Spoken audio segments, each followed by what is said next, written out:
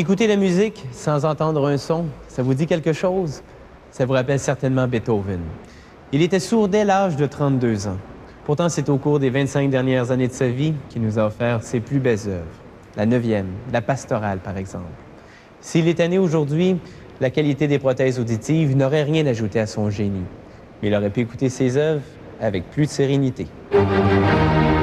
La perte de l'ouïe cause un sérieux handicap, mais on peut heureusement y remédier grâce à des prothèses auditives. Mais avant de fabriquer la prothèse, il faut mesurer avec précision la perte d'audition. Puis, on moule l'intérieur de l'oreille. Pour protéger le tympan, on insère d'abord un autobloc. Étape suivante, on verse un matériau à impression de silicone. Il se solidifie, puis on l'enlève de l'oreille.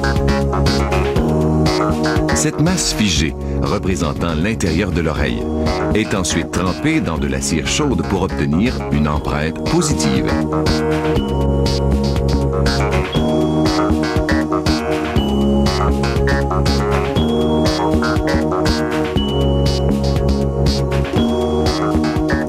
Puis, on remplit le contenant de silicone. Le silicone durcit en seulement 10 minutes. On enlève l'empreinte du bloc de silicone durci. On taille l'excédent de l'empreinte pour ne conserver que l'essentiel. L'empreinte doit glisser facilement dans le moule. C'est maintenant l'étape du moulage de la prothèse. On verse de l'acrylique dans le moule avant de le placer dans ce four à ultraviolet. Sans émettre de chaleur, ce four fait durcir l'acrylique. Voici la prothèse brute, sans ses composantes électroniques. Ce plan détaille le schéma électrique de l'amplificateur. On perce les trous pour les potentiomètres de contrôle. Ces composantes sont minuscules. Voici un potentiomètre de contrôle. Le micro miniature qui capte les sons et l'écouteur qui joue le rôle de haut-parleur. Ce petit fil tressé de 7 conducteurs est soudé avec de l'étain à l'amplificateur et aux autres composantes de la prothèse.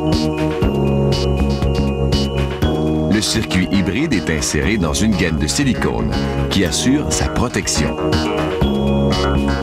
Ensuite, les fils sont soudés à l'écouteur.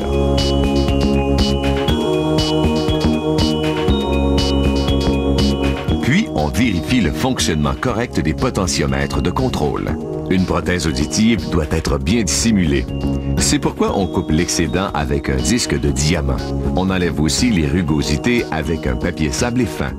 Les trous qu'on voit ici serviront à l'évent et à la sortie de l'écouteur. Ce tube de silicone sert à fabriquer l'évent. On verse de l'acrylique sur le tube pour former un tunnel. On emploie l'ultraviolet pour durcir l'acrylique. Après, on enlève le tube. Ce trou servira à placer la tirette, un petit fil qui permet de retirer la prothèse de l'oreille.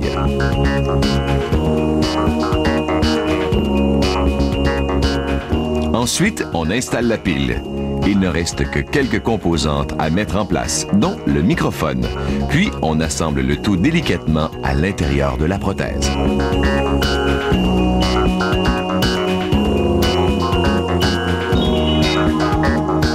On colle finalement les deux parties de la prothèse.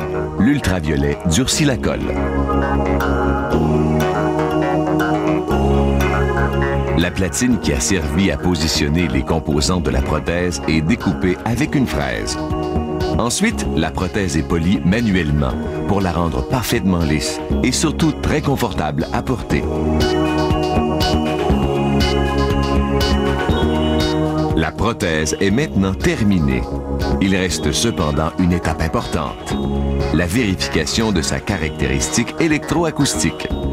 C'est avec cet appareil, un analyseur électroacoustique, qu'on valide la conformité de la prothèse selon la prescription du départ.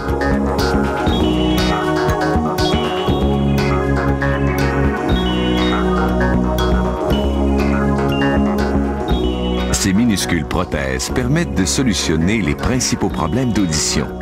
La fabrication minutieuse d'une seule d'entre elles aura exigé un peu plus de 2 jours de labeur.